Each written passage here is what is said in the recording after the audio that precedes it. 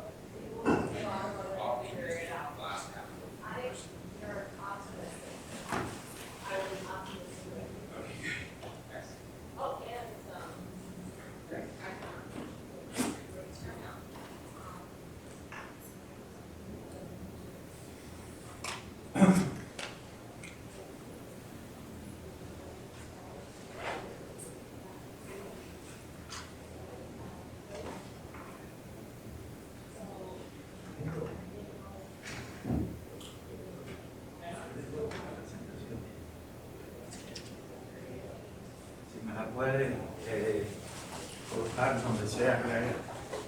Pero mira, la presentación ahí. You reading? Yeah. Computer died, I lost all my notes. Oh, wow. So, I got you as a professor from, Santa Clara University. that's it? You were a founding member of that, weren't you? Yes, I am. Well, sort of. I came in like 2 years after it was founded. But I am, you don't need to mention this, is just for FYI. I'm on assignment as a director for the International Science Foundation. But as you know, because you work in government, you can mention the affiliation with the other commission, I don't have the permission, so long story short, Santa Clara University, my friend. Founding member of ASCE. Well, Almost founding member. almost. The way we're dying off, Oh, you will soon be the oldest member. Maybe you want to say a loyal member of ASCE. Probably that's the best way. I went to a camp reunion, camp I had attended as a child, as a counselor. Oh, It was 105th anniversary. I was the oldest person there. So no, I'm sorry, I took you over my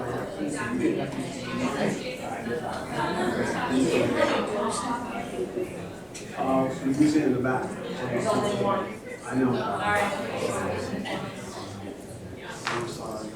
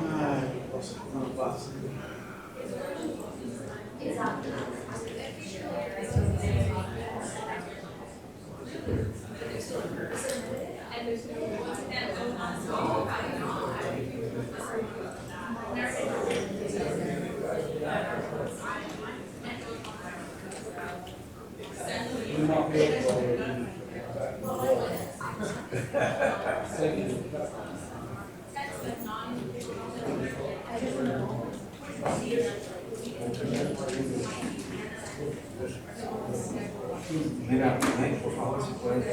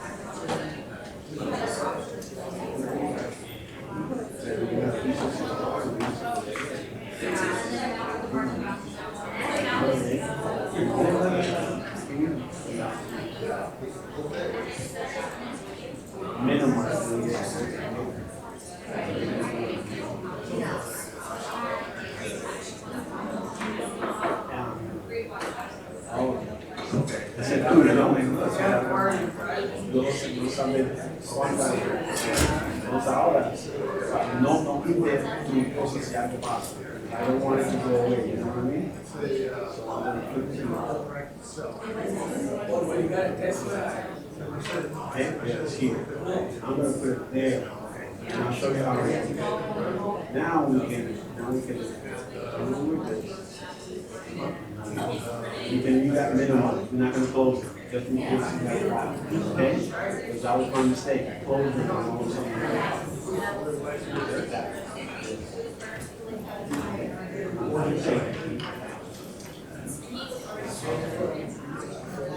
Especially without having.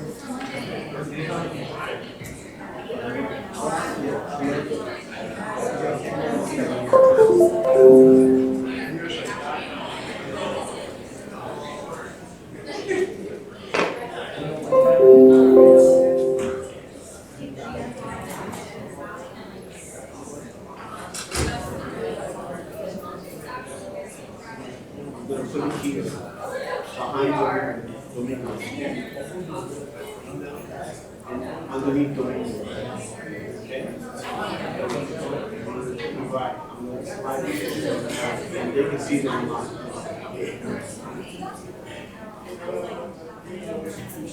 So for me, why really feel good?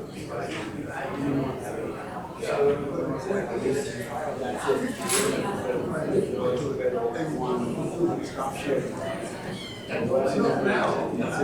don't want to share. And then whatever one you have,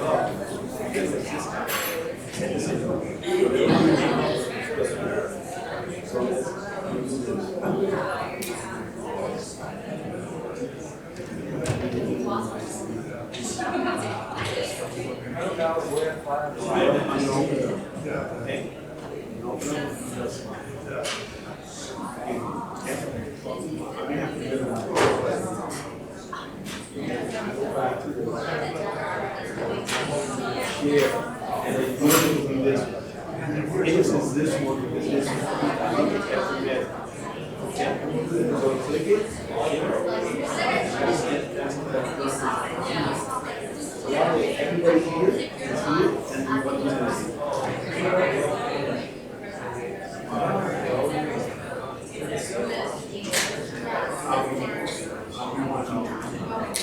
What I say? I may get you a flipper. I can do a flipper now. Yeah. Now y'all do it for you. That's what right there. Okay?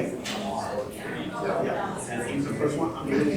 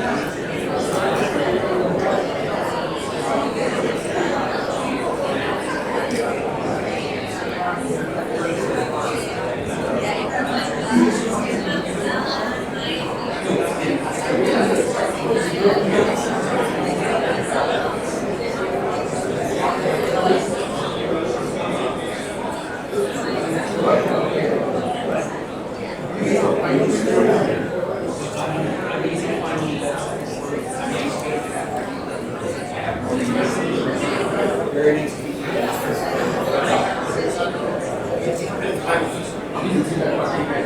Nice to meet you.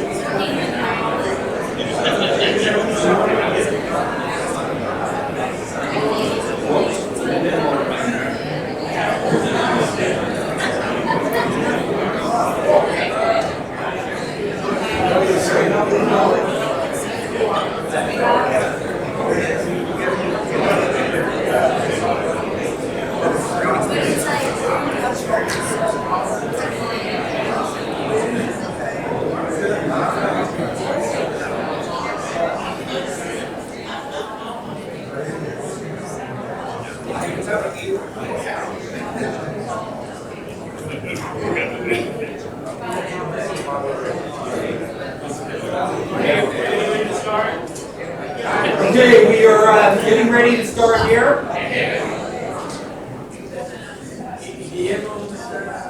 Hi everyone, good morning. My name is Carla Rivas. I'm the editor-in-chief of FIU Law Review. I want to start off by saying thank you to ASCE for putting this together, and thank you to all of the speakers and the authors who are with us today. The FIU Law Review puts out 4 issues, and one of them happens to be with the authors some of the authors that are speaking here today. So we're very excited to have you all here, and we're excited to be a part of this. So without further ado, I'd love to welcome FIU College of Law's Dean Page.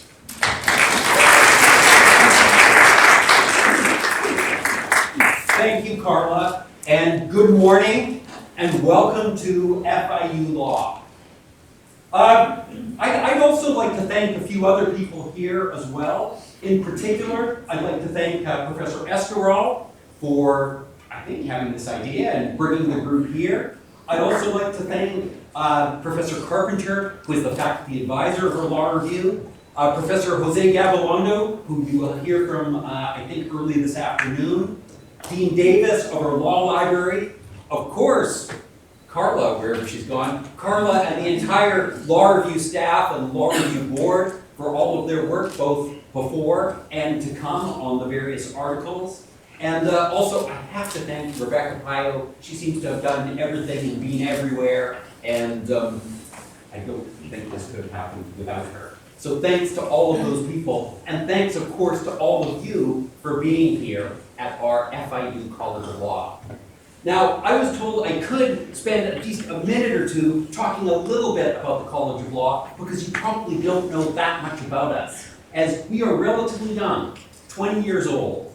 And you may have seen we're on a campus of a university here that is only 50 years old. If you looked at the Miami Herald yesterday, there's a big wraparound celebrating our 50th anniversary. Now, although we're quite young and also quite small, about 550 law students, FIU Law has accomplished a lot in its 20 years. It was founded on the idea that a high-quality legal education should be affordable and accessible to a broad, diverse community, especially focusing on South Florida. And we have achieved that mission, or are achieving that mission. We are the most diverse law school in South Florida, and the 6th most diverse law school all across the country. In fact, we graduate the highest percentage of Hispanic attorneys of any law school in the country on the mainland. Our student body also is roughly half first generation of their family to go to college. So there is also a mission of social and upward mobility that the College of Law is achieving. In terms of results, we consistently have the top bar results in all of Florida. And depending on how you count, one of the top 10 or top 15 out of the country's 203 law schools or so. I think it's important to stress why that is. I give a lot of credit to our students. They are incredibly hardworking, incredibly resilient. They have, in common language, they have such grit that it is an honor to work with them every day. Anyway, I did say I would keep it short. As the dean of the law school, I could have probably had a whole session on the advantages of FIU law and college law, but I promise to keep it really, really short. So it's now my privilege and honor to introduce Gary Mayberg. He holds a Bachelor of Science from MIT, a Master of Arts from the Fletcher School of Law and Diplomacy, a Master of Science from the National War College, and a PhD in economics from the University of Minnesota. He later taught at the Army War College and at George Washington University. He served 32 years in the Foreign Service, which included postings in Nicaragua, Venezuela, and of course, very relevantly, Cuba. And I must say, I am particularly impressed by that. I served in the Foreign Service as well, but I only lasted about 5 years, so 32 years, hats off to you. He specializes in disasters, and I'm not entirely sure what that means. I assume he means managing them, not causing them, but I sometimes think I specialize in disasters too. He's been a member of ASCE since 1997, and its president since 2020. So please welcome Mr. Gary Mayberg.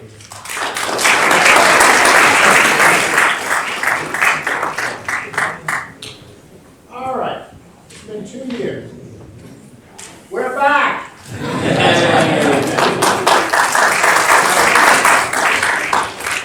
I didn't want to say that in a long time. Well, welcome to our 36th annual conference. We went through three virtual sessions last year. One directed by Sylvia Pedasa, who was president at the time.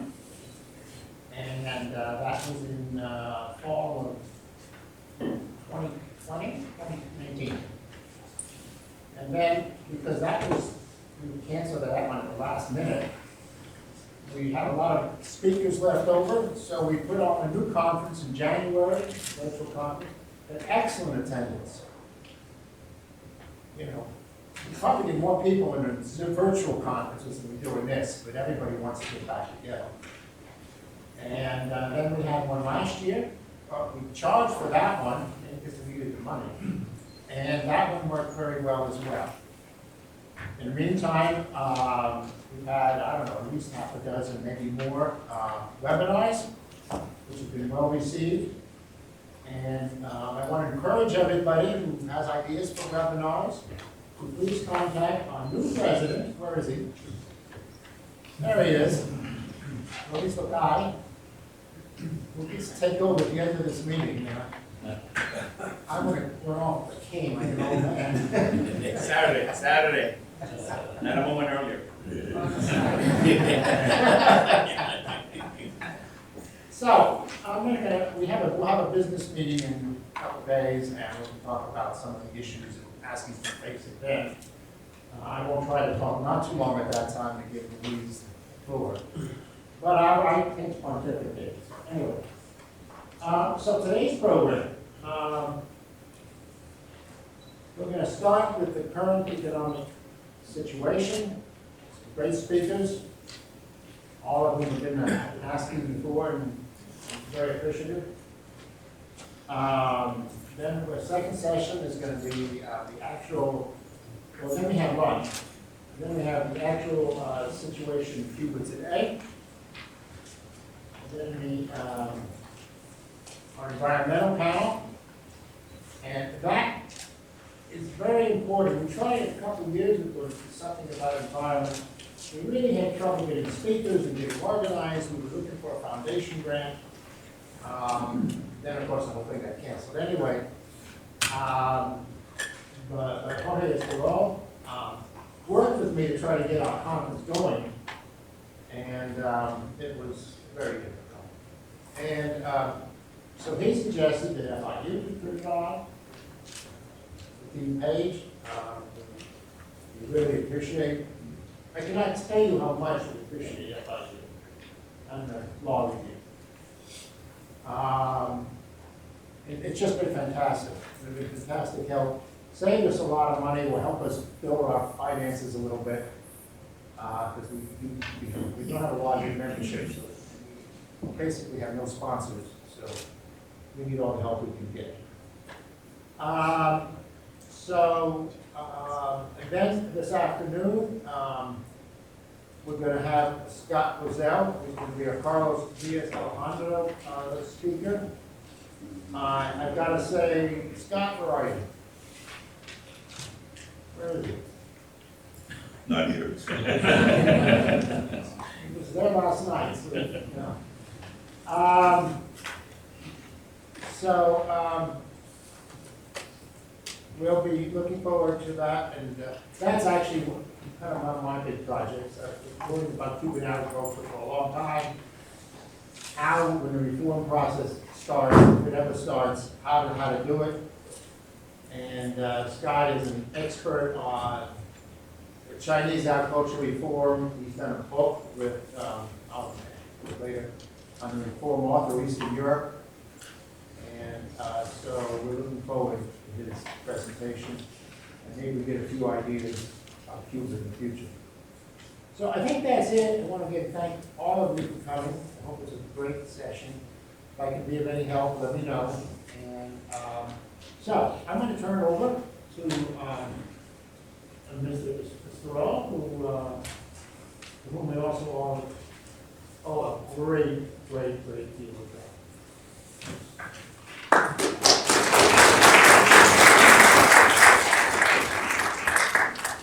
Welcome to everyone. Bienvenidos a todos. It's great that you all are here. It's so gratifying to see so many people that actually were able to make it. Not easy to get everyone here, but I think we managed it. There's not much more to say. I don't want to get in between you and the program. We have a very full program over the next 2 days, as you'll see. Plenaries concurrent. We have a cocktail reception this afternoon that you're welcome to attend at the end. A keynote lunch, if you haven't registered for it on Friday, you might want to at the registration desk. There's a movie also tonight as well. A bunch of different activities. So enjoy it and welcome to FIU.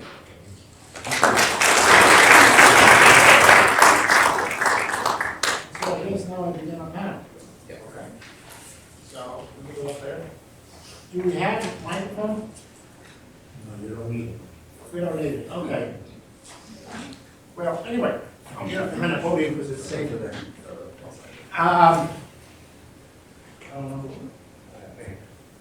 So anyway, we have 3 speakers, all old ASCE old timers who've been here for years.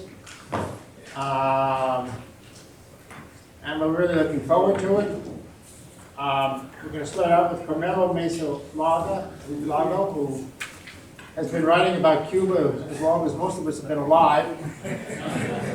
And I would say he's the dean of writing on the Cuban economy, but we have a lot of deans here in ASCE. ASCE started, 1990, and there have been people writing about Cuba ever since. So he'll be our first speaker. He'll be followed by Jorge Dominguez from Harvard University, retired, but emeritus. He was a former editor of the Foreign Affairs, I think, at least the Latin American section of Foreign Affairs magazine. And he's going to talk, he's really an expert on governance. And he's going to be talking about is Cuban governable? I'm not sure that's the topic, but it's a good question. And then we have Enrique Pomar from the Santa Clara University. He's almost a founding member of ASCE, who started 2 years late, I guess, but anyway, and a sociologist, and he's going to be talking about the persistent social dilemmas of the revolution. We're getting more people talking about that, and that's very important. It's something I've been stressing. How do you do reform in Cuba when you and still maintain some sort of social safety net? So I'm not sure that's his topic, but the whole issue of the social dilemmas is a really important issue. I stressed it at the last meeting, and I think people have responded because we've had several different variations of that. So we're looking forward to it. Okay, so there we go. We start out with Carmelo.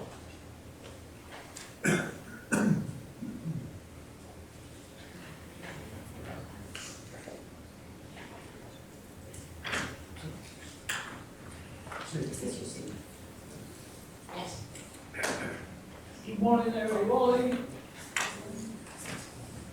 So, a difficult topic in a difficult year. There is a lot of discussion about what are the causes of the current economic crisis in Cuba. And usually you have two extreme pole ideological positions. One is that the embargo or the blockade, as it's called in Cuba, is to blame for everything. And that's extreme left.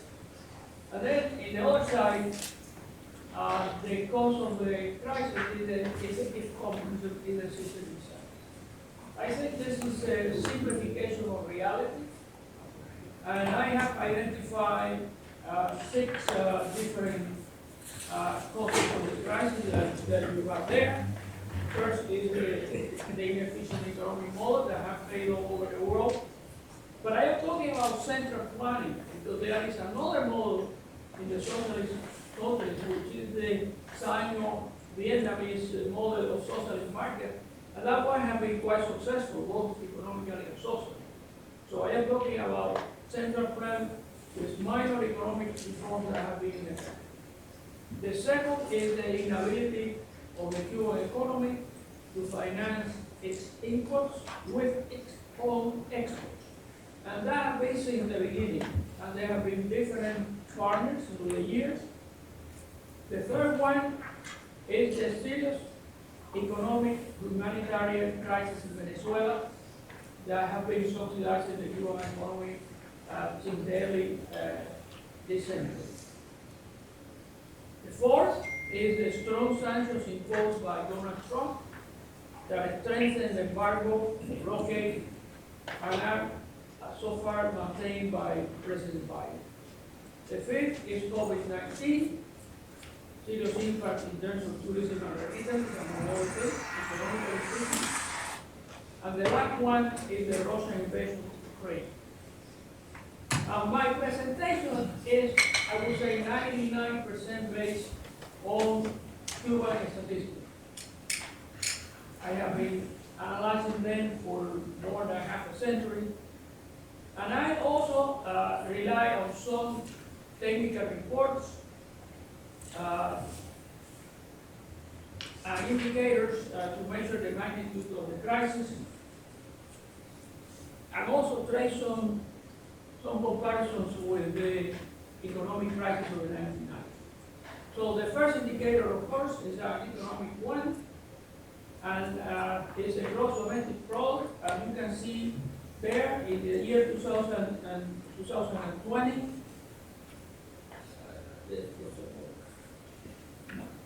Okay, you can see a small decline, it's like -0.2%, and then there is a big drop, almost 11%, and that was the highest decline in the Cuban economy since the worst year of the 1990s crisis, 1993, in which the economy fell almost 15%.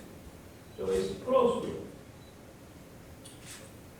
The official target for 2021 was 6%. And Cuba first said they grew by 2, and eventually they claiming that they grew by 1.3%. Of course, coming from so low, 1.3% is practically no. Furthermore, the Economic Commission for Latin America and the Caribbean estimates much less than that, 0.5%. So it's a very modest, it's not a full recovery. Actually, Minister of Economics and Planning, Alejandro Gil, said, and I quote, "We are 7% below the first quarter of 2019.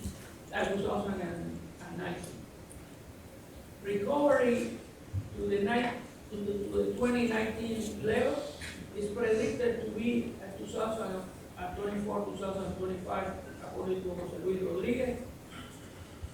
We have to see what happens. The annual average of GDP in the period from 2016 to 2021 has been about -1%. Gross capital formation is quite important because as higher it is, more potential for economic growth in the future. And Cuba had a peak of 25% of GDP in this indicator in 1989, right before the crisis. And then in the year 2020, it declined to a little less than 10%.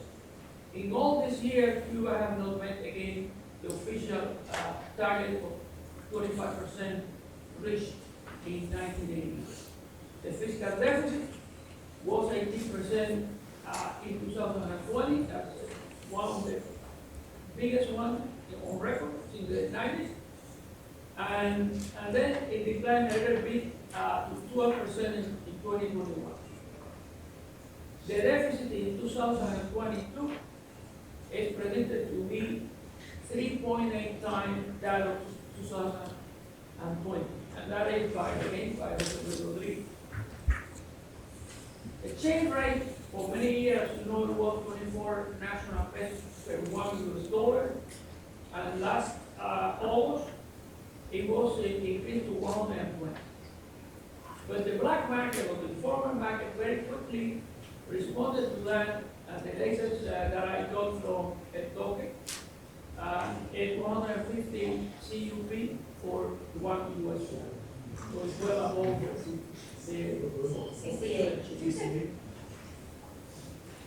inflation. Many data on this. There have been several articles written, a couple of them by Luis. Cuba set it officially at 400% in 2021, and in 2022 it's higher than the projected 60%. The Economic Intelligence Unit estimates 740% in 2021 and 89% in 2022. And monetary liquidity, the M2, excess money in circulation, reached 121% of GDP in 2020. And this is the highest since the 1990s. And that, I have been following that for many years. That's quite an important indicator.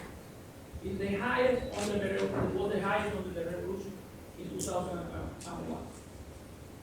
And now you have here the index of industrial production. Again, all these are pure official figures.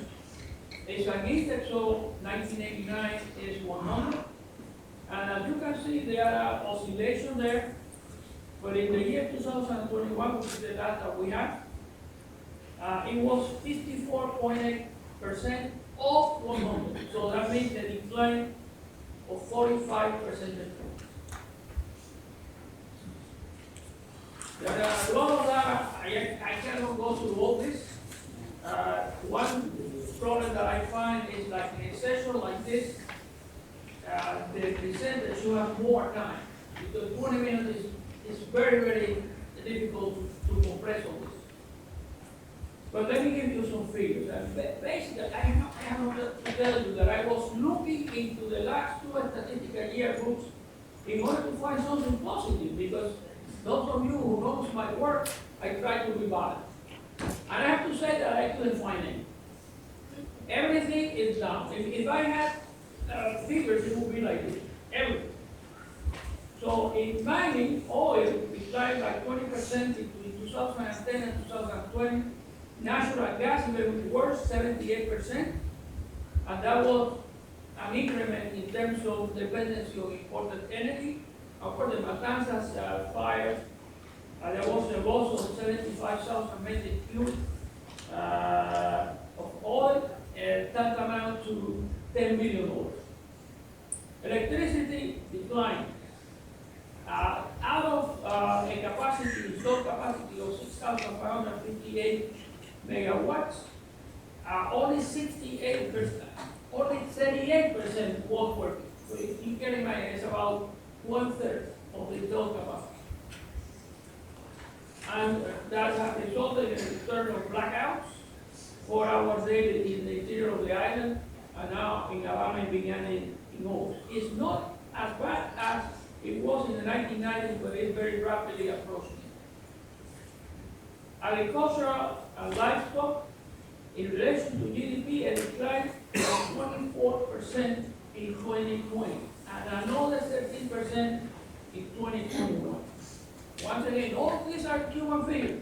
I am not making any effort. In 2020, 2021, all agricultural products declined.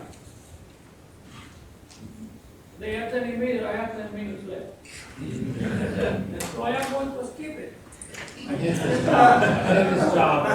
I worked 2 weeks putting all this data together. I think it's a real pity that we are complaining so much about our county.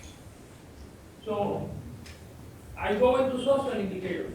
Louise, I want you to hear that. You organize next year's session. I agree.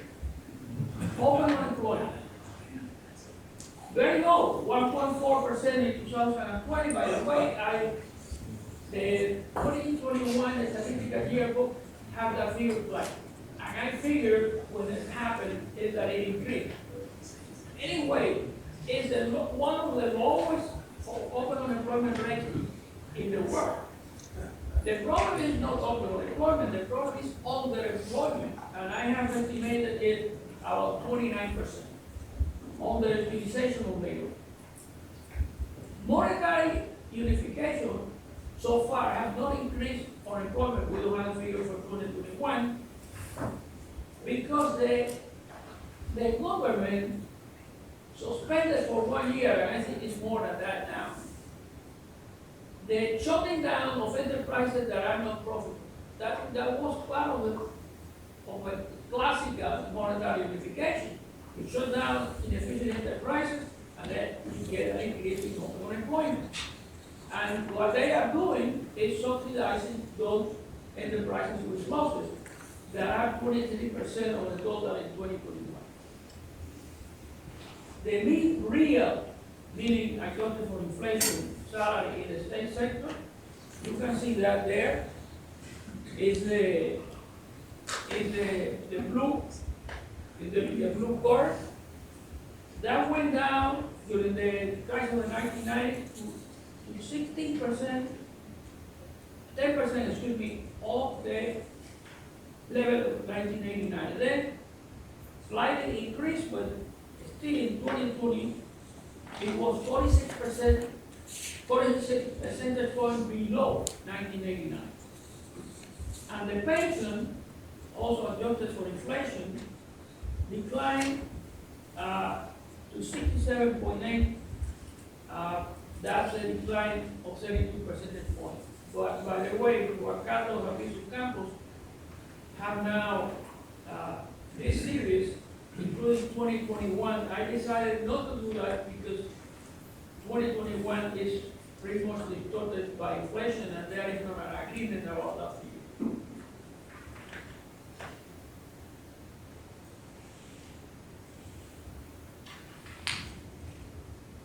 Okay. Health, there has been a decrease in the number of hospitals.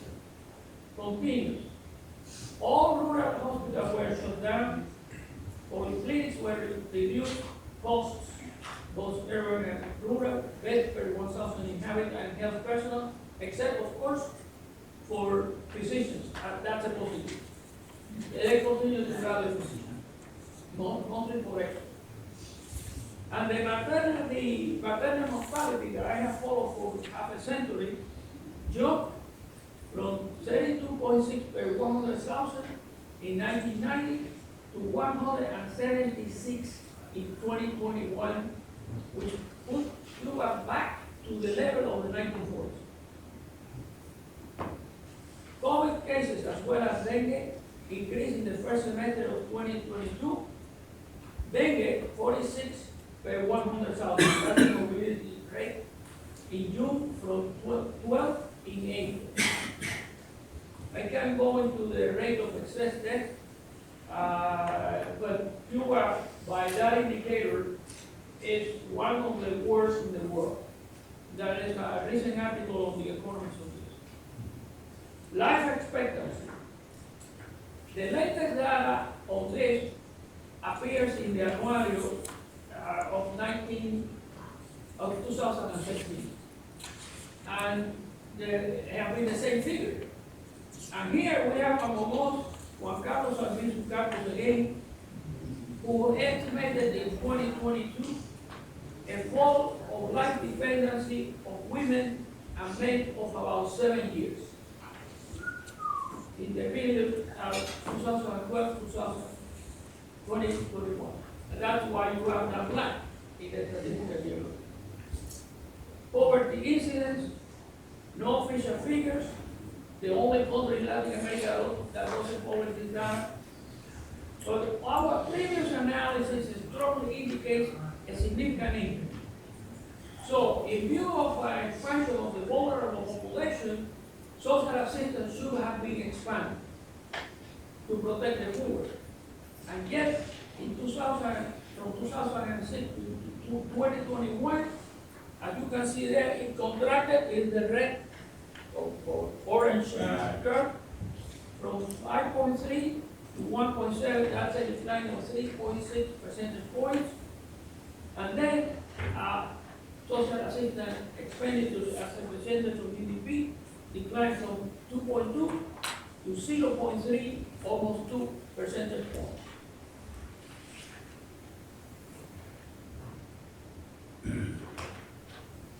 Food scarcity. Due to the sharp drop in domestic production in agriculture, cattle, and fishing, I couldn't even give a figure of that. And the cut in food imports, aggravated by a drastic rise in food prices in the international market in 2022, there is a very severe scarcity of food, which is rapidly approximating the near situation of 1993. There is also a medicine scarcity. The official report is that there are 42 missing from the basic in the first half of 2022. That's a 23%. They are absent completely. I think it's more than that of the total of 690.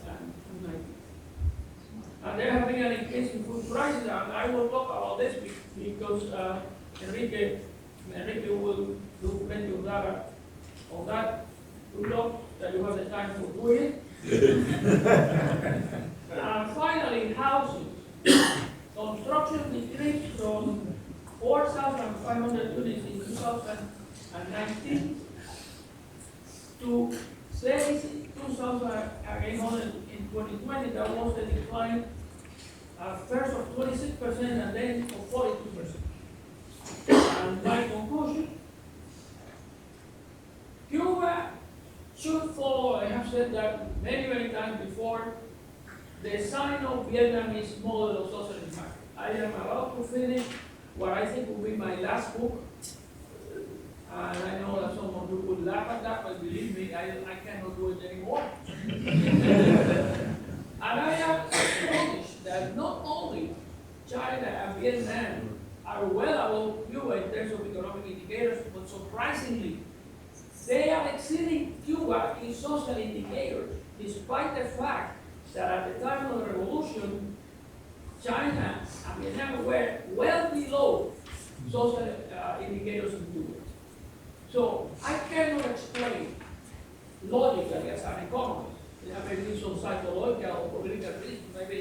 or they can talk about it, but I cannot explain why they are not doing it, because the Communist Party, of course, continues to be in power in the two months.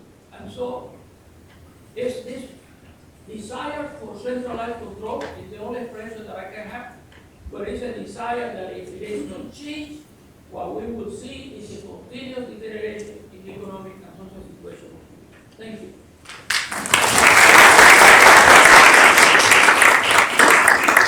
Mr. Caldwell, I'm going to make a suggestion that you might want to consider doing this again more time in a webinar. Of course, I'm coaching on the new president's priorities, but in any event, I think that'd be very useful. I think to see a very large audience. Okay, so now we have Jorge Dominguez. I think it's no further introduction. Jorge, it's all yours. Thank you. Waiting for that. Yeah, okay. Great, thank you. Here? Yeah, okay. Thank you. I'm delighted to be here at FIU and at its law school. Delighted to be on a panel with Enrique and with Carmelo. I'm accustomed to being the oldest panelist on any one panel, and I'm grateful to Carmelo for many reasons, but one of them is I am not the oldest panelist on this panel. I'm also delighted to see more than one former student of mine in the room. So my topic, I want to emphasize to begin the subtitle. The subtitle is The Cuban Leadership's Regime Stabilizing Strategies over the past couple of years. That's not my goal.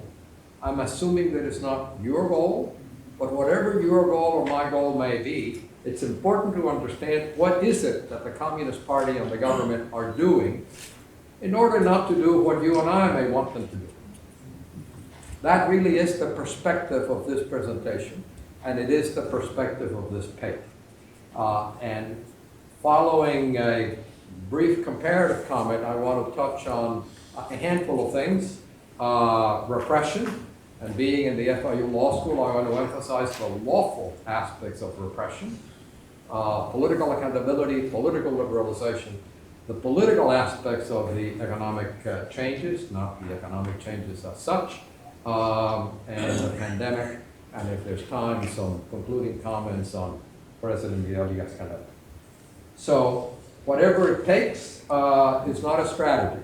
Whatever it takes is like throwing mud at the wall, see what sticks. That is one way to characterize what the government has been doing. They may want it to become a strategy, it could become a strategy, but right now it is, let's see, whatever it works. The problem that they faced is that they were surprised. They were really unprepared for the protests that broke out last July and that had been breaking up before and that to some extent have continued since then. And that has been their approach. Now, if I can make this work, yeah, okay, that's the problem, that's the response. And I would like to get further down. Here I am. So I also looked at Hungary, 1956, Czechoslovakia, 1968, Poland, 1980, China, 1989. Repression was a universal response in all of these. Severe repression was the response in several of these. Exit immigration was common during the protest and after the protest.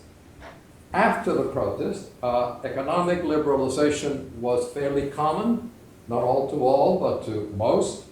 Political liberalization varied the most, from not at all to some, never a lot, but some. And those that undertook jointly economic liberalization and some political liberalization lasted longer, including one we do not typically think of it in that case, Hungary, which lasted as a communist regime for 3 decades after the 1956 events.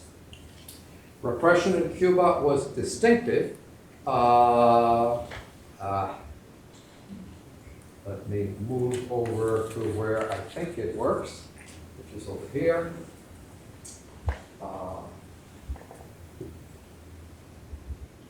Yes. No massacres in 2021-22. Think of Tiananmen Square in China. Think of Soviet invasions elsewhere. There were no military coup attempts. There was one noteworthy change, which speaks to one of the themes I want to emphasize: greater transparency on the part of the Cuban government. It was the first time I'm aware of evidentiary convergence between claims by opponents of the government and the government itself with regard to arrests. Whether it is human rights activists in Cuba, Human Rights Watch in the United States, or the Cuban government, it is between 800 and 1,000 people arrested on July 11 or the days immediately following. Others have been arrested at other times, but at that time. And sentences, often for insignificant violations of the law, of 10 to 15 years of deprivation of liberty, the longest of all in the city of Havana and its surroundings. The main charge for these outrageous sentences was sedition. I looked hard in those cases I could see for instances of sedition, and frankly I couldn't find any, but it was the most common of these charges.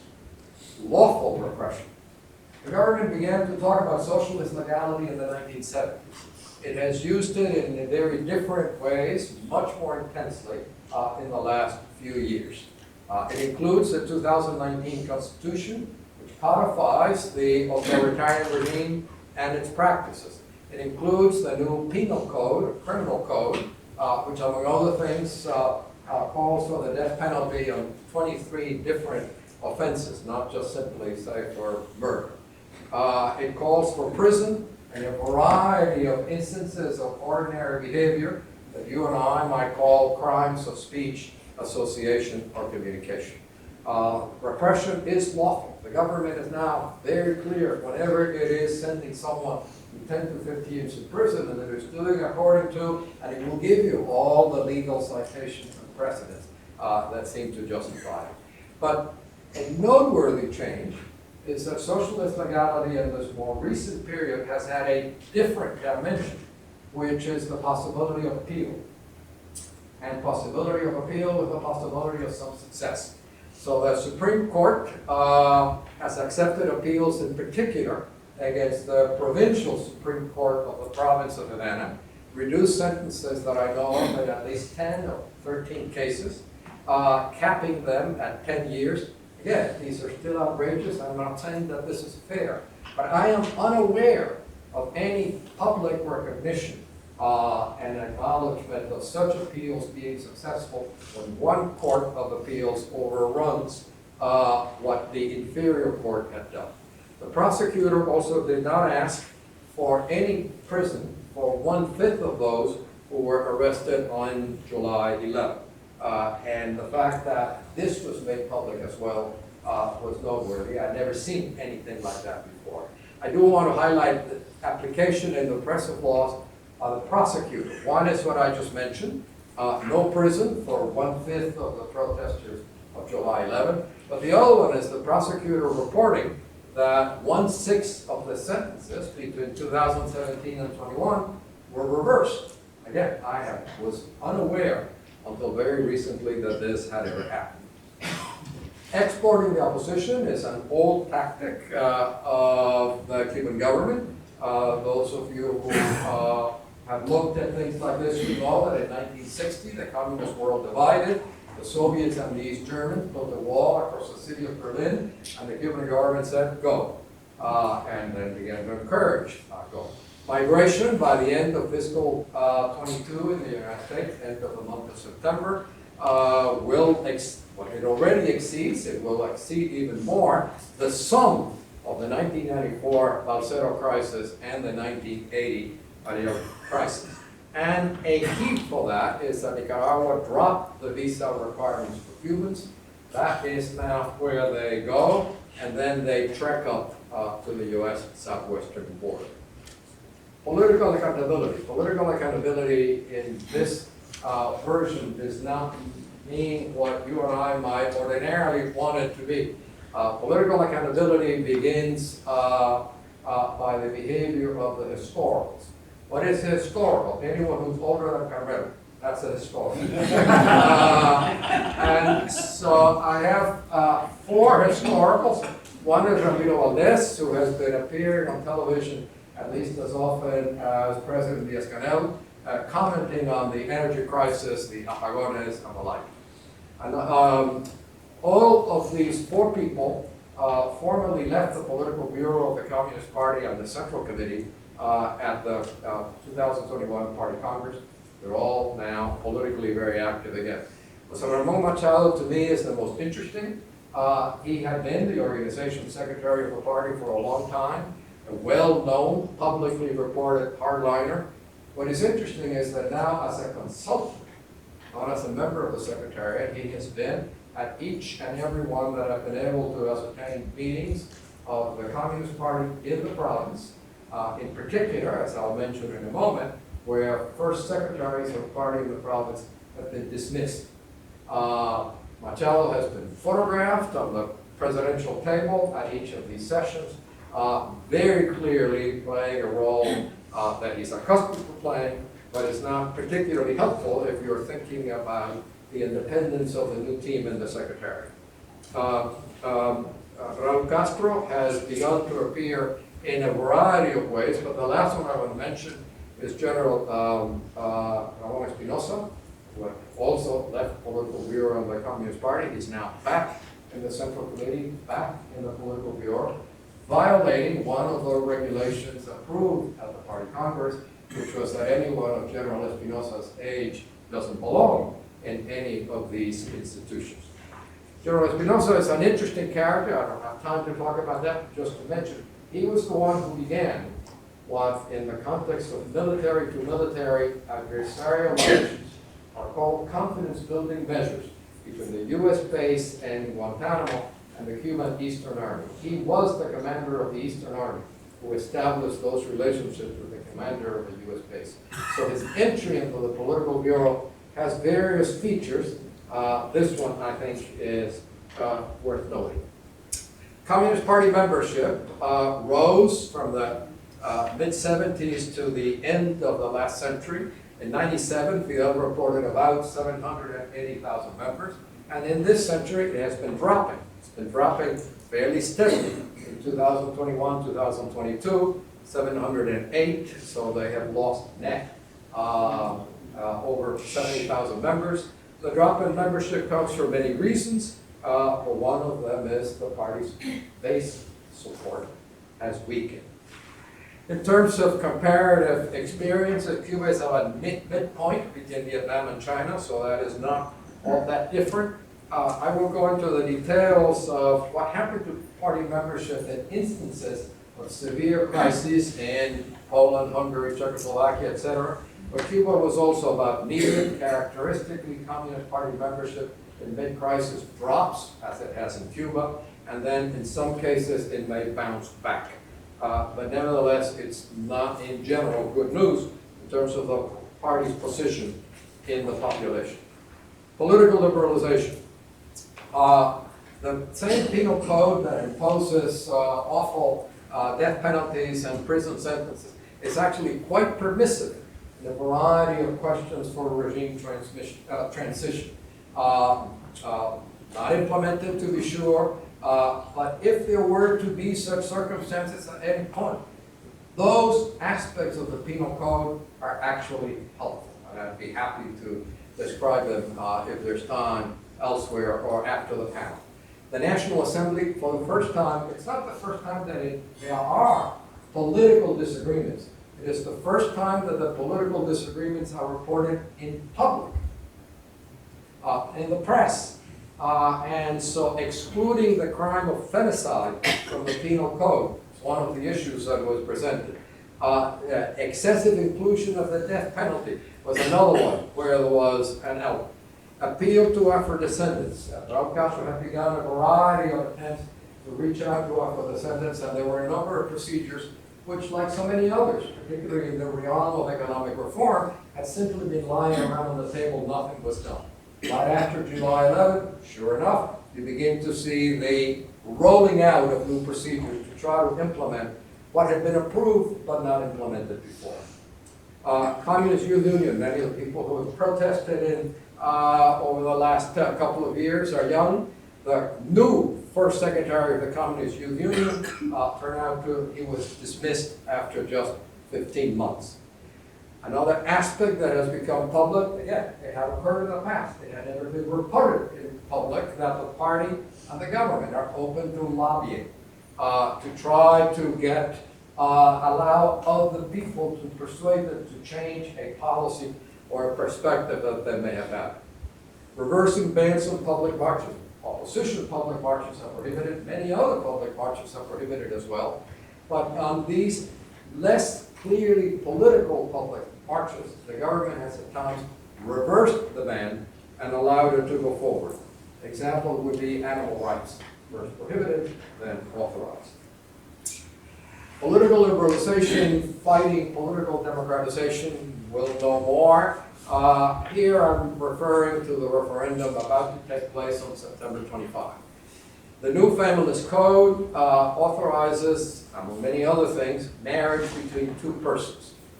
There's opposition to that during the 2018 constitutional debate. It was dropped from the text of the Constitution. There have been many discussions of the Family's Code. To me, one of the interesting features of this discussion is that the government has reported that only 6 out of 10 people at this meeting approved its proposal. That it would be so high doesn't necessarily surprise me. That it would be reported publicly by the government and repeated. This is not just that happened to appear once. And only 4 out of 10 simply said estoy de acuerdo, given in effect unqualified support. The government has allowed significant public opposition from the Roman Catholic Bishops' Conference, from the Baptist conventions, both from Western Cuba and Eastern Cuba. The one in Eastern Cuba was dramatic in that it had a list of 7 items, all of which began, no aceptamos bajo ninguna circunstancia. We do not accept under any circumstances various features of these policies. Again, this is really different. But the September 25 referendum gives you an interesting coalitions if you're trying to think about how to vote may or vote. You could be in favor of the code because you're a liberalizer, but you're voting no because you're a democratizer in order to defeat the party of the government. You could be in favor of the code because you're a liberalizer and you support it because you want to support gay rights, among other things. You could be against the code, but you vote yes because you want to support the party of the government. Remember, this is a Communist Party of government in the 1960s, in the 1970s, in the 1980s was homophobic. So you have lots of people who don't like the substance of the code, but who may out of discipline vote yes. And then you have those who oppose the code and they believe in heterosexual marriage and they're all too happy to vote against the party of the government. We'll know more in just a few days.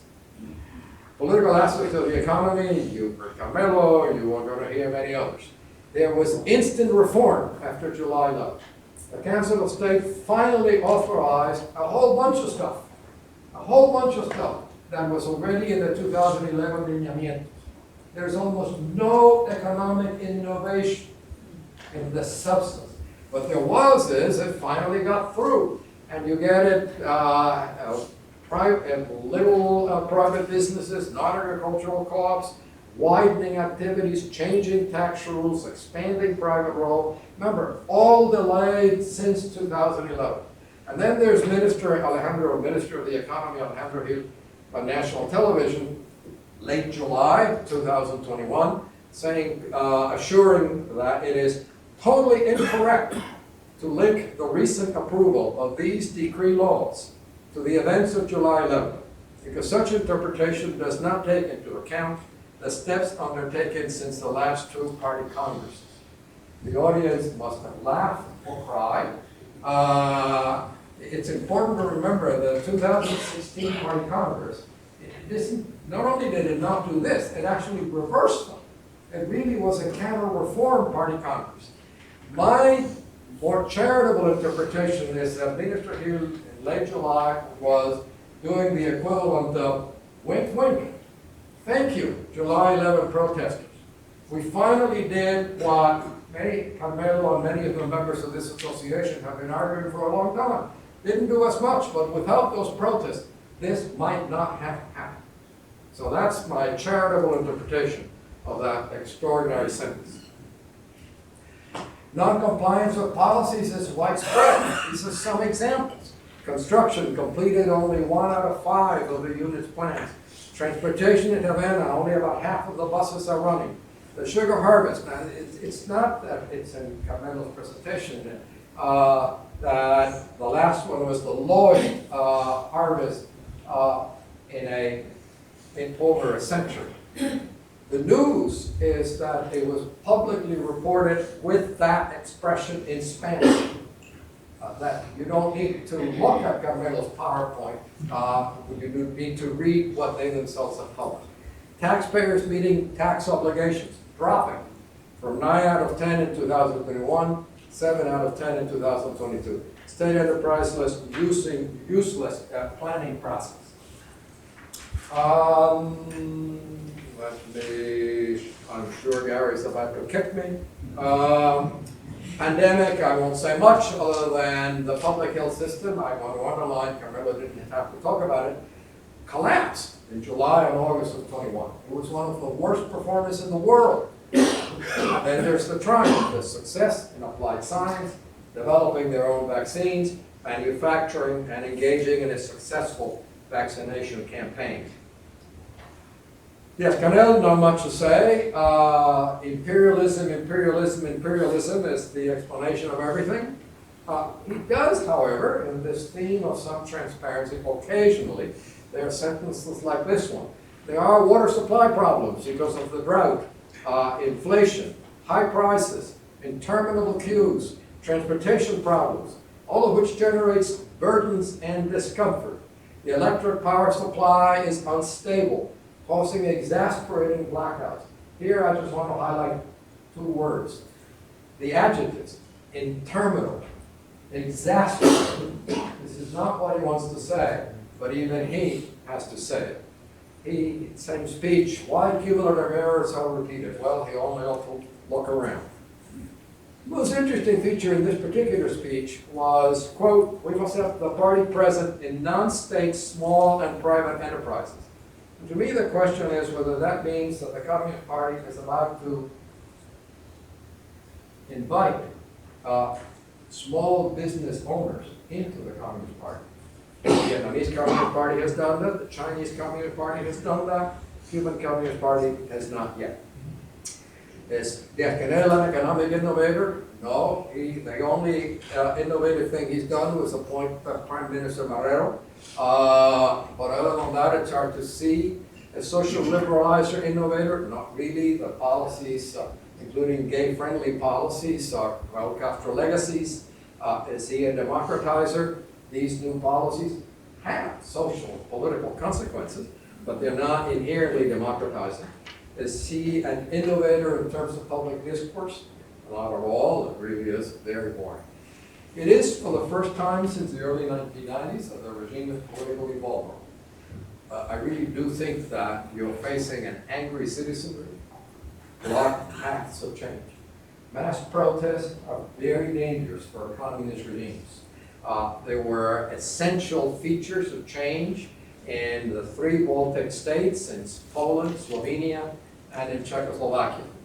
Blame-shifting strategies of the sort of blaming everything on imperialism do not work certainly for any period of time. Persuasion does serve them better, and persuasion they are trying more. Elite inclusion, it is the question of whether they will be able to include small business owners in the private sector. But whatever it takes for now is just a grab bag. It is an outcome. It is not a strategy. I think they would like to turn it into a strategy to avoid presiding over the regime's dissolution. That's not their goal. It may be the goal of others. All I'm trying to say is let's make sure we understand what they are doing. Okay. Thank you. We've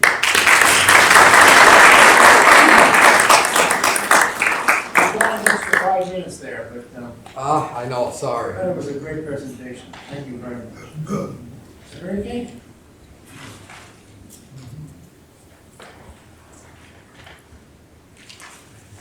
All right, so while my presentation is being set up, I want to say thank you all for coming today.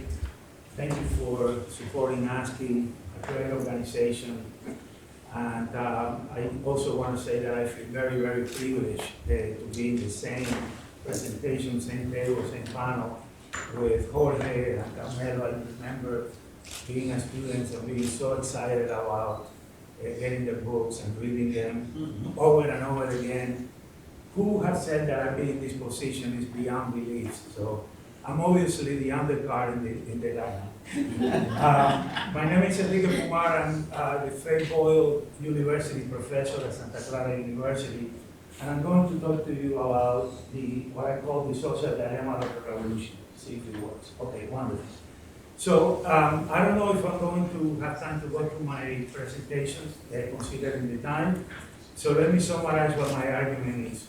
I believe that after 1995, the evidence shows that Cuba changed its development strategy to emphasize tourism and a minor, a very timid form of foreign investment to be able to generate capital investment in Cuba, who basically had dried out because of the changes in the Soviet orbit and also the periodo especial. The Cuban economy, in my opinion, has grown, has been transnationalized since 1995. I'm going to try to show you evidence of that. And as I try to be a good sociologist, emphasis on trying to be, I believe there is a social ramification of this. And the social ramification of this is that as the Cuban economy becomes more transnationalized, the state is losing its coactive power. And because the state is losing its coactive power, not the repressive power, but the coactive power, is because that indicates the uniqueness of the current situation. And the current crisis in Cuba, as I will try to document, is one of social mobilization. Other crises, like the periodo especial, we never saw the amount of social mobilization that we see in Cuba today. So what is different from my point of view as a sociologist is the amount of social mobilization, and that is explained, in my opinion, because individuals today are less dependent on the state for consumer goods and more dependent on Miami. So the implication of this argument of mine, if it's correct, is that we should continue to send packages to Cuba, because the more we send, the less they are dependent on the state, and the more they are dependent on us, and the more impetus or energy they have to mobilize and to protest in Cuba. That's basically the argument that I have. So this is a synopsis of the argument. As I can go fairly fast now because I gave you the cross of it. Again, a change in development strategy in 1995. This development strategy was an attempt to bounce back from the periodo especial, and this was because of the obvious bottlenecks in the economy and lack of capital investment. And then there was a controversy, there was a political controversy in 1995, and there about to what extent to open the economy to foreign forces. So that didn't go without controversy. This is one of my data of evidence to support how much the Cuban economy has relied on tourism and how dependent it has become on tourism to basically function. And as you could see, the tourists, the number of tourists, this is from the World Bank, by the way, the number of tourists sort of peaked around 2017. I was in Cuba in the fall of 2017 and saw a radical change, and many people were already pessimistic about the effect or the impact of the Trump's policy. And towards the end of my stay, there was a qualitative difference, much less tourists in Havana than when I arrived. the effect was very noticeable, as you can see in the graph. And then the pandemic hit, and much less tourists went to Cuba, and that basically caused a drop in the revenues from tourism. This is not the only indicator of the transnationalization of the economy. Very fine paper by Jorge Perez Lopez and Dia Briquet that looked at the remittances, looked at the controversies of remittances, but one of the lessons that I learned from that paper is that they also state that regardless of where you come, in what position you are with remittances, there is a recognition that after 1995, the number of remittances increased. Again, another indication of this transnational shift in the Cuban economy. And one small but nonetheless meaningful indicator is the last quote here. This is from Eduardo Soberon, who is the director of Consular Affairs in Rex, in which he basically recognizes the dependency on donations during the pandemic to be able to manage that particular crisis. However, I think that to focus on remittances is a mistake. I like to focus on what I call transnational transactions. Today, remittances is only one part of this. The other part is what you see here. This is an announcement from one of the agencies in Miami, and I want you to pay attention to the very last bullet points, in which basically they say that they can send packages very, very quickly and very reliably all over to the island. I experienced that about 10 days ago.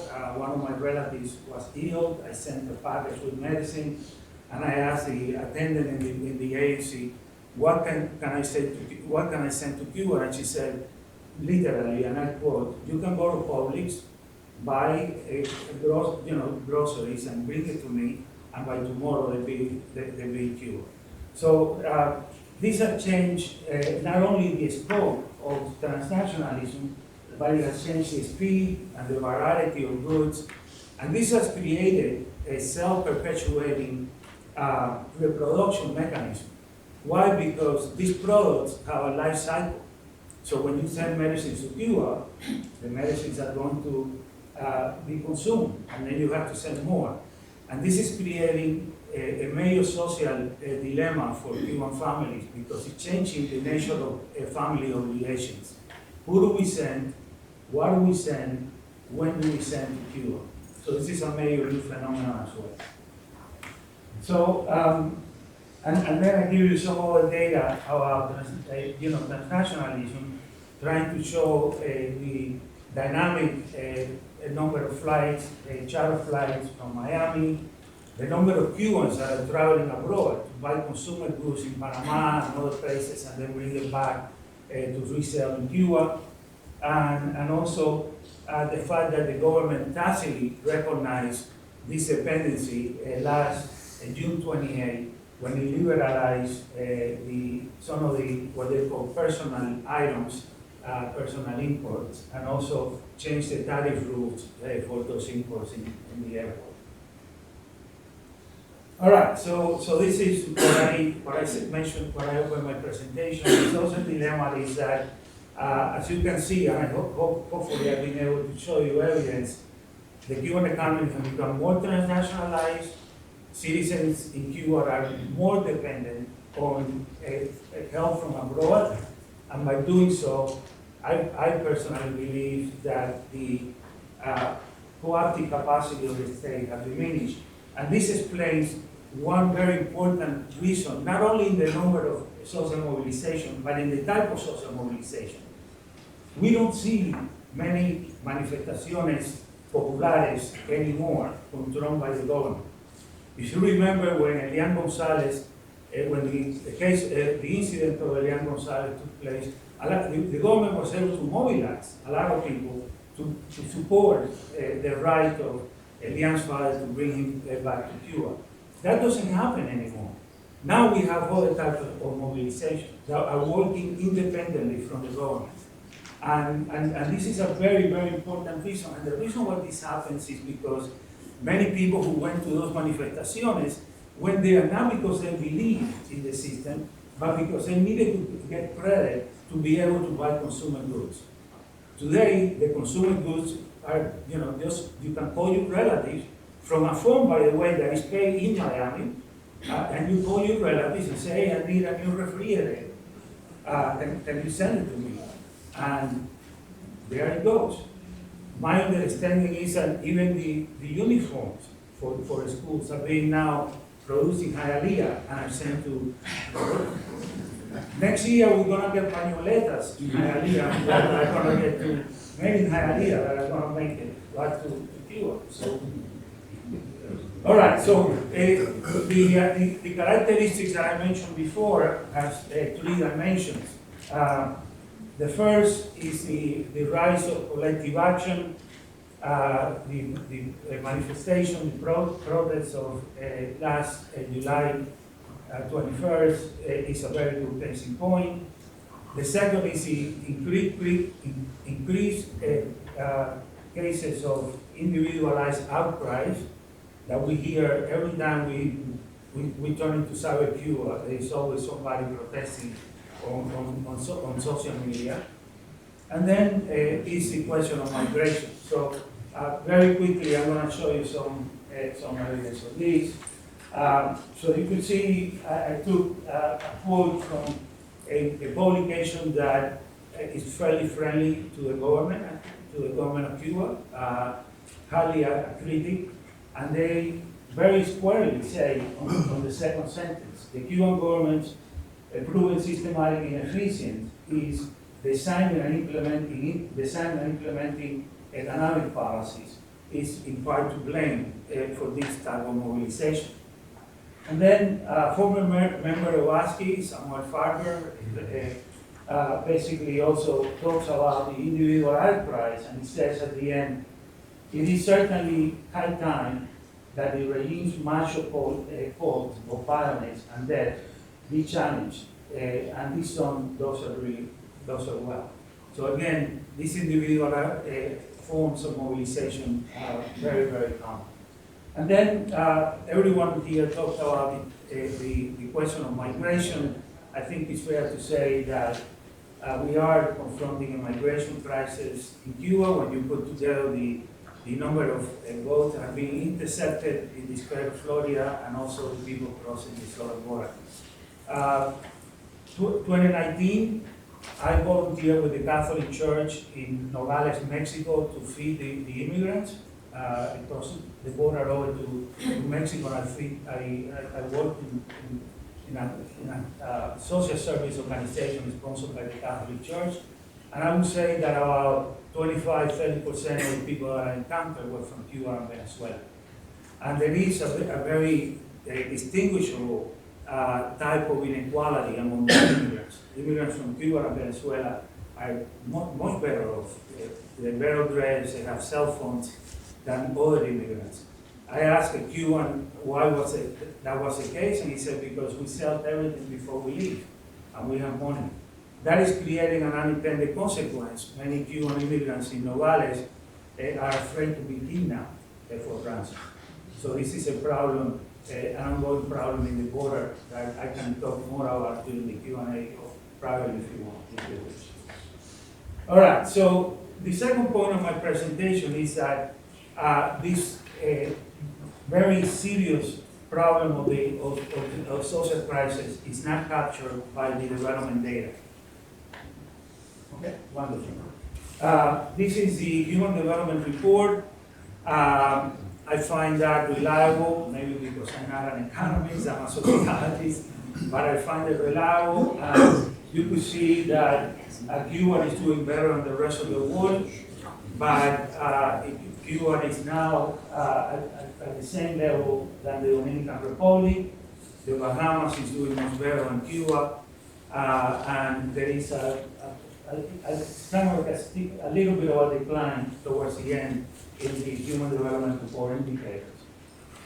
Now, this is perhaps the most interesting part of my presentation. Because the data, the development data, doesn't capture the gravity of the Cuba, I did what we call a virtual ethnography. And by doing that, what I mean is that I engage in a conversation in social media and in an email with a family in Cuba, and I ask them to tell me what is going on. And this is what you're gonna hear. The family, which I am going to call the Pepe family, obviously that's not the name, is composed of a wife and a husband. Their son migrated and lives in Europe. They are both retired. She was an architect, he was an office worker. And basically, they rely, or used to rely until recently very heavily on an makeshift electric bicycle that he had fabricated. The electric bicycle broke about 3 months ago, and he asked, right in line with my presentation, he asked relatives and friends from Miami to send the spare parts. The spare parts were sent to Cuba, and that only lasted about 3 months. And the last that I heard from him, he said that the electric bicycle couldn't be repaired. He took the electric bicycle apart and sold the parts to make a profit, and now he has to rely on public transportation on top of everything else to survive.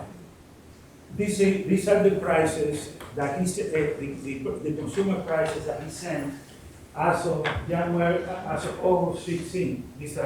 I received this in an email, and this is the state of that particular family.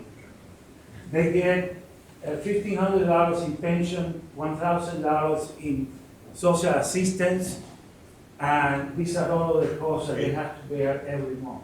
In terms of prices, the prices that you see in parentheses are the prices that are in the control market in la libreta, and the prices that you see outside that is what the black market quotes for those prices. Okay, so you could see if you add the dollar sign, you could see that this family is hardly living. His wife is a diabetic. She has a meter to measure the blood sugar, and I know them well. He went to school with me. He asked me if I could send the sticks to put into the meter. I sent him 2 packages of sticks, and she was delighted. She said, "Oh my God, I hope that this is going to take me through the whole year, but I have to give some to my neighbor because my neighbor gave me some of the sticks to me when I didn't have sticks." Okay? So, and then you have the monthly utilities on top of the food prices. And these are the prices again as of August 15. I asked him to comment. These are very long quotes. I spare you of reading them because of time I have to move on. But the first one, basically, I asked him for permission if I could quote him, and he said, you could give this to the FBI for all I care. I'm saying the truth. This is what's going on here. And then he complains about the transport and the fact that the bicycle broke down and he cannot get a new electric bike because it costs too much money. But the key phrase I highlighted for you in the third bullet point when he says, "El Estado es incapaz de dar respuesta a la necesidad del pueblo, ya sea por el bloqueo, por la pandemia o por una economía que está totalmente destruida. Nada funciona como debe y las cosas que están reguladas son realmente muy pocas." This is precisely my point. My point is that the state does not have the capacity to provide consumer goods, and those consumer goods act as a positive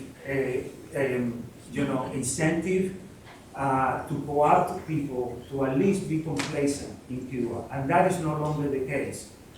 Because now they depend on help from abroad, they are now turning to the street in unprecedented numbers, and they live in the country in unprecedented numbers as well. Let me conclude by saying that I rely on a very old sociologist by the name of George Simmel, who is one of my favorites, and he says that economic policies are embedded in social relations, and he basically identifies three spheres of embeddedness: the symbolic, ideological contradictions that I don't have to tell you about. Again, I'm sure I'm out of time. The increased social differentiation that is taking place in Cuba, and the political implications of this, which I describe in a minute. Okay? So I tried to put some graph here. I'm sure that this will take too long, so I'm going to skip it and just go to my conclusion and say that I believe that there is a social dilemma in Cuba, and that dilemma is that while the government and society is more dependent on consuming goods from abroad, at the same time they're losing some of their power, and they have to rely more on the legal form of repression that Jorge described. But I want to caution you, I don't think that this is the end of the beginning. We have to remind ourselves, I'm very pessimistic. I think that the government continues to have monopoly over the means of repression and the means of distribution. So the few goods that they have, they can distribute among the supporters and the elite. And if you want, I can tell you a very good story that I personally experienced in Cuba about that, but I can do that at your leisure. My time is up. Thank you so much.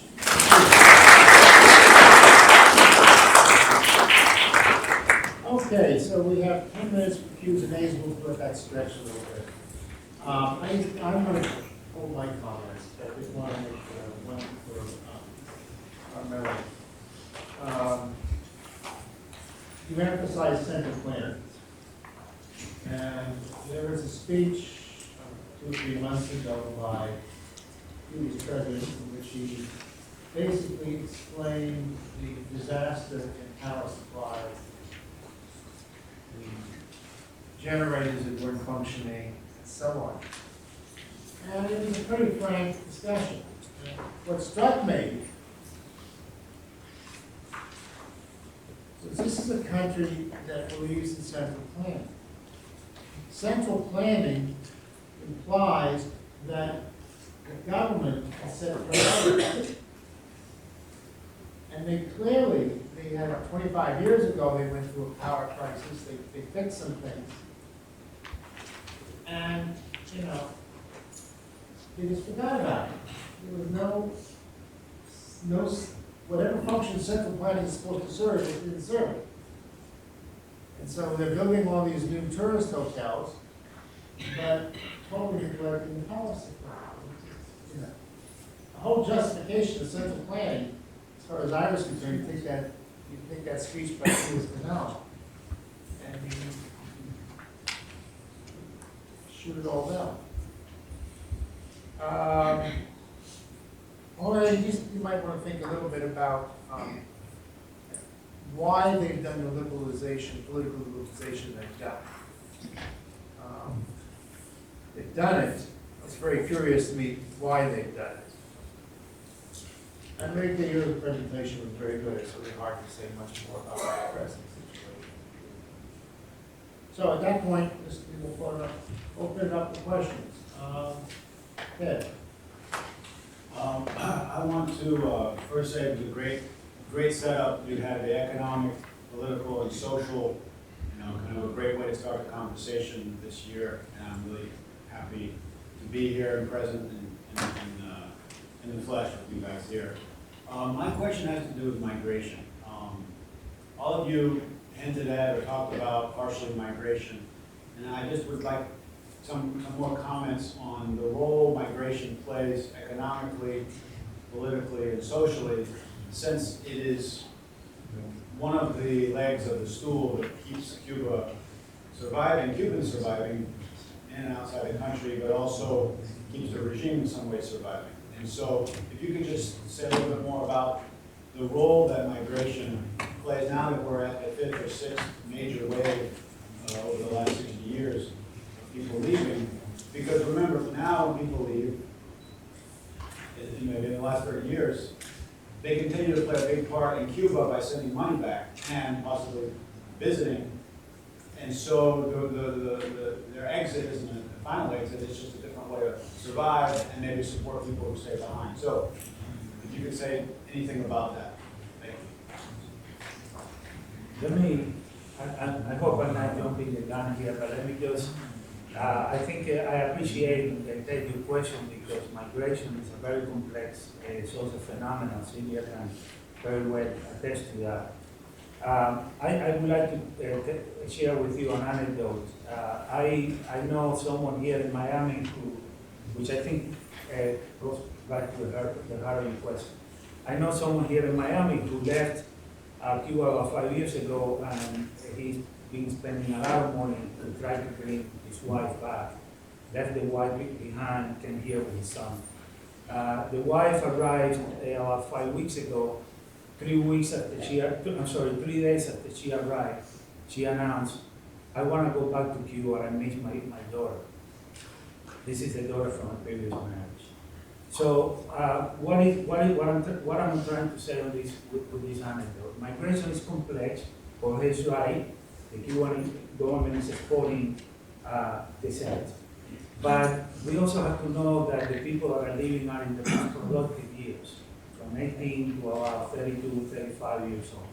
So they're really losing producing capacity by exporting people outside to maintain political survival, as Jorge is indicated.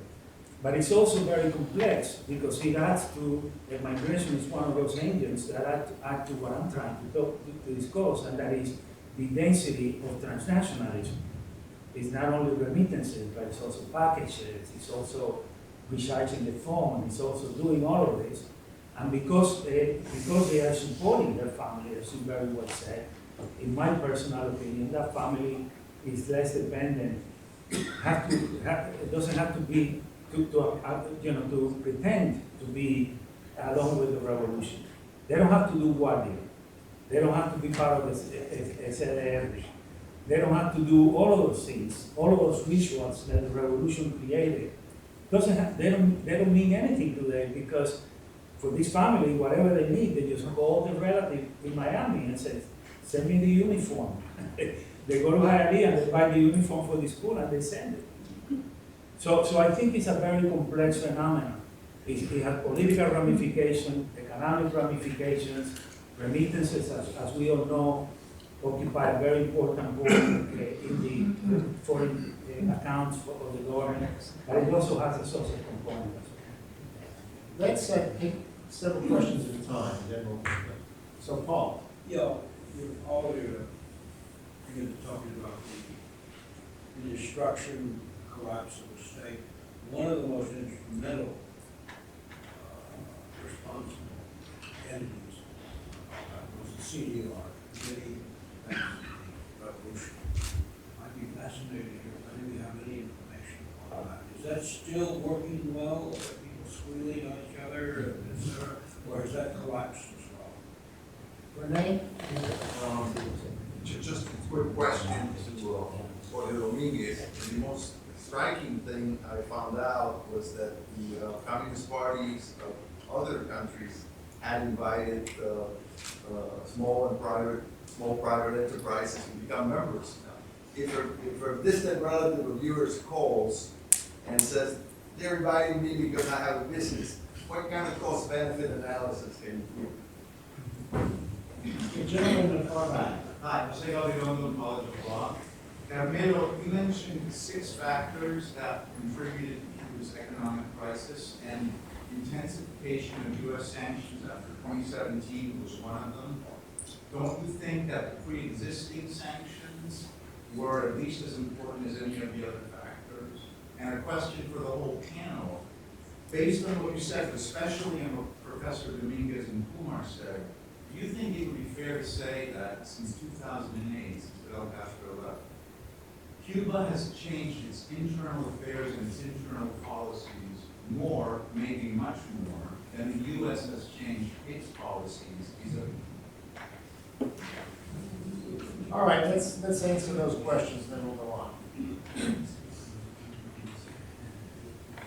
Anybody has any answers? Anybody cares to talk about the CDR? Want to go on the same order? Carmelo and then me, and then Let Enrique. me just say something. I was last Cuba in 2014, having been there in 97 to 99.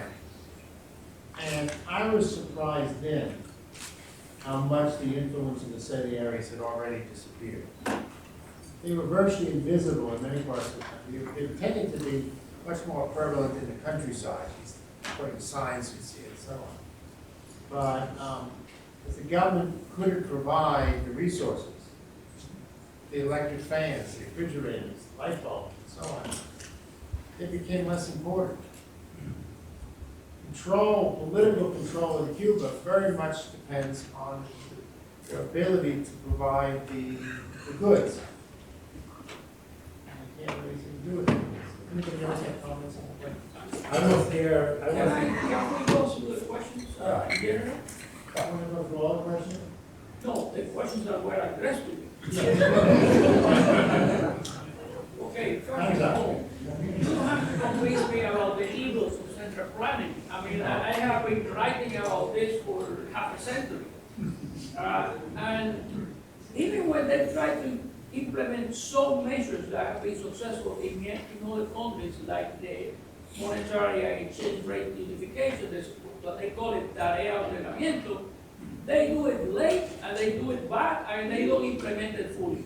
I mentioned one case, which is you have to let failed enterprises shut down, but that will increase unemployment. Instead of creating social assistance to cope with the problem, what they do is they expand the program. 1 year, which is more than 1 year now, in which they keep subsidizing the enterprise. So, I mean, you don't have to convince me about that. And you said the country believes in central planning. The country? The government, the country doesn't believe in central planning because they are suffering the flaws of the government system. Okay, Jorge, you mentioned the development of Cuba's own vaccine. The latest information that I have is that vaccine has not followed the protocols requested by WHO and the Pan-American Health Organization. There are countries in the world that are buying the vaccine. The most important study done on measuring the effects of COVID go into extra mortality. You know about this, but maybe some in the audience don't. This means that you have a significant increase, which is abnormal, in diseases such as pneumonia or heart problem. These are counted not as COVID, but they are counted as the disease caused by COVID. And in this ranking, done internationally, Cuba is only 3 countries in Latin America, which are the least developed, have a higher ranking than Cuba.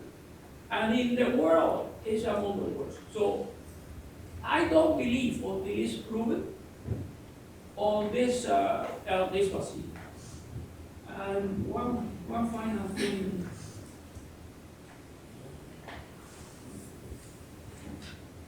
You asked a question about the pre-Trump sanctions, correct? Well, I mean, if you remember history, during the Obama administration, there was a significant change in the U.S. policy towards Cuba. Obama couldn't lift the embargo because the Republicans in Congress didn't allow it. And he told them very clearly in Havana, in a famous speech, I cannot do this. I have no right to. He tried to open all commercial relations with Cuba, and the Republicans opposed, and some conservative Democrats as well.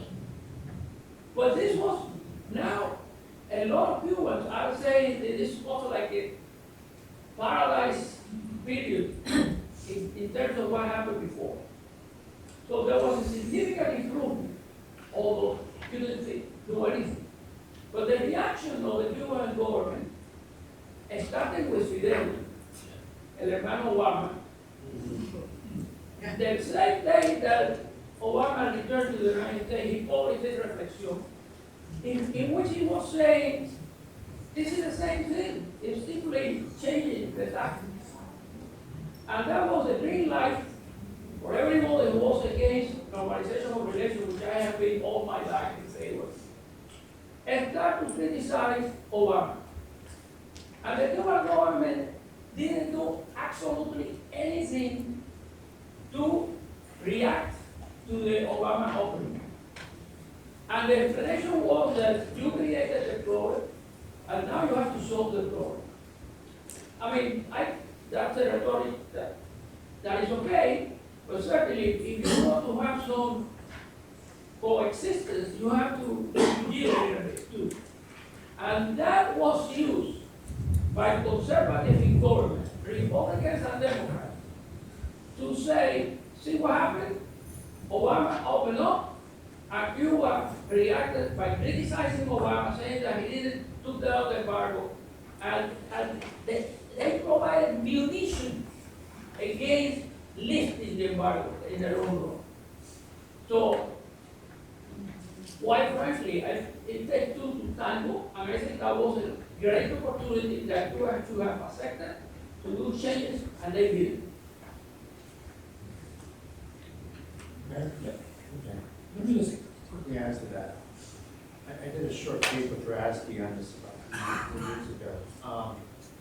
If you look at the number of Puerto Profesos in Cuba, about the time that Obama liberalized remittances, it began to grow. By the time we recognized Cuba, and actually the State Department actually tried to encourage some investment in Cuba. The Indian government, the number of Puerto Profesos was back to what it had been 4 years ago. There had been no improvement at all. And the government had actually cut back on opportunities for Puerto Rico. So, a lot's been blamed on Trump. But the fact of the matter is, progress that we hoped would happen under Obama didn't take place within the time of Obama. Jeremy, do you have any other questions? So let me address some of the questions. So let me start, Gary, with your good question. Why political liberalization and political democratization to begin with? Let me just take one example, the Families Code. What has unfolded in the Families Code began as a government defeat. The government wanted to include in the Constitution marriage between two persons, as opposed to marriage between a man and a woman. In order to save the Constitution and to obtain sufficient support, they pulled that out. And in part of the process, they said, we still want to do it, but we're not going to do it in the Constitution. There will be a law, and that law will be presented to referendum. The political defeat is not just of the government in the abstract. The principal advocate within the government and the Communist Party was Raúl Castro's daughter, Mariela. So it was a serious issue. Once it got announced and they were on that trajectory, I think that the dilemma that it could be used by those who want to advance at the cause of democratization, even at the expense of defeating the family code, had not occurred to the government in time. There are very many smart people in the government. They're not smart about everything. So I would say it begins with a defeat, and it continues because of inadvertence. The CDRs. The CDR, one reason to think that the CDRs are not working as well as they used to is that the government was surprised by the July 11 protests.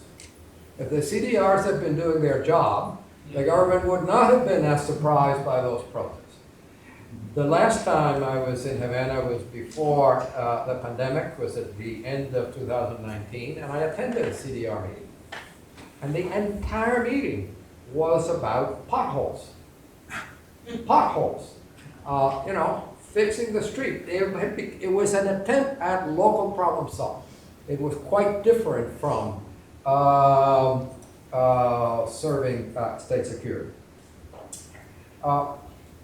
The vaccine, so I want to emphasize, I mentioned briefly in my own remarks what Carmelo had also mentioned and now has expanded. And I agree, Cuba has not provided the protocols that the World Health Organization or its Pan-American PAHO unit for the Americas has requested, and so the vaccines are not WHO certified. The public health system, I said briefly in my remarks, collapsed between June and August of 21, and Cuba was one of the worst performers in the world, precisely for the reasons that Carmelo identified, the excess mortality. Using the same approach, it peaks and then drops back down. And here, the timing of the vaccine is important. Remember, the US begins with the vaccine at the very end of 20 and the beginning of 21. The Cuban vaccine is delayed. Cuban vaccine was not able to be in effect at the time this catastrophe occurs in mid-2021. The Cuban vaccine is manufactured and rolled out following that, which is what also goes with the decline of the vaccine. I cannot tell you or anybody that the vaccines are sufficiently effective or as effective as others, but just as I believe the data that showed things got much worse, I have some professional obligation to think that the data, same source of data, that now imply that things got better, have some meaning. So I think that the timing is important to think about that. If I were a small business owner and operator in Havana, would I accept an invitation to join the Communist Party if such an invitation were presented? It depends on my time horizon. It really is horizon sensitive. If I think that things are going to be not all that different from what they are now, maybe not as bad, but not dramatically different, then the answer is yes. Joining the Communist Party is the equivalent of buying insurance. It's not very different from that concept. If I think that things are going to change quite dramatically and differently soon enough, then I would say no. That is a similar judgment to what European or Canadian enterprises have to go through when they decide whether or not to invest in Cuba. And finally, on rates of change. To the end of 2019, Cuba was not only not changing in the direction that you've heard some of this panel discuss, but in fact going in reverse. There really is a counter-reform that gets launched mainly by then Party Secretary Machado at the end of 2015, picks up speed during the 2016 Party Congress, and continues to roll out to the appointment of Prime Minister Marrero at the end of 2019. 2020 is sort of returning back to some kind of an, how can we do things a little bit better, hit as well by the pandemic. And it is only after the July 11th protests that you get the, you're breaking the logjam of doing it. Many of these things have been authorized years before. Of doing it is the protest. And the question now, and the spirit of your question, is why has the U.S. taken this long to take note of that change? All right. Can I say something quickly? You got 2 seconds. So the question of the CDRs, that's exactly my point. The regime has built a proactive capacity for people to not be mobilized. With regard to the embargo, I feel, in my view, Cuba and the United States are in exactly the same position. Some moderates trying to make reforms, being held hostage by hardliners on both sides of this debate. Thank you.